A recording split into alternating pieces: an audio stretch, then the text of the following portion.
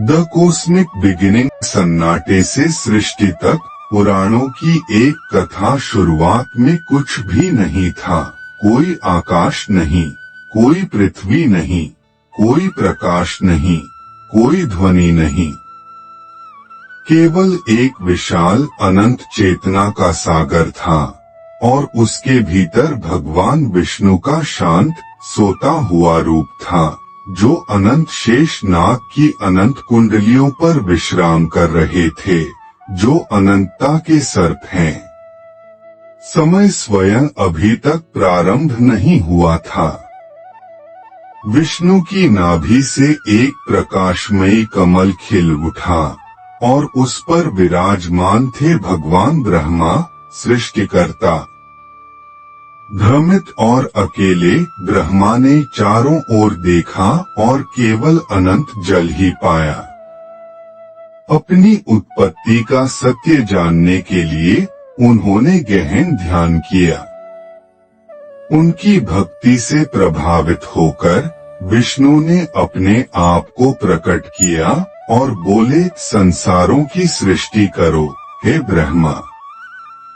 तुमसे ही जीवन के रूप आकाश और समुद्र, सूर्य और चंद्रमा, देवता और मनुष्य प्रवाहित होंगे। शक्ति प्राप्त होकर ब्रह्मा ने कमल को 3 लोकों में विभाजित किया, स्वर्ग हेवन, भूमि अर्थ, पाताल नेदरवर्ल्ड। उन्होंने अग्नि, जल, वायु, आकाश और पृथ्वी तत्वों को आकार दिया और पवित्र मंत्रों के साथ समय और ऋतुओं, तारों और नदियों, पर्वतों और वनों को जन्म दिया।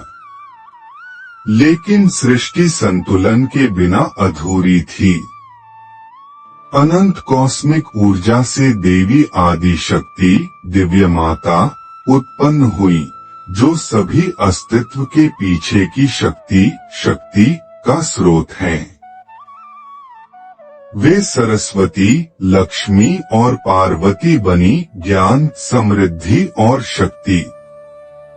एक साथ ब्रह्मा ने सृष्टि की, विष्णु ने संरक्षण किया और शिव ने परिवर्तन किया। पवित्र त्रिमूर्ति जो ब्रह्मांड की लय बनाए रखती है।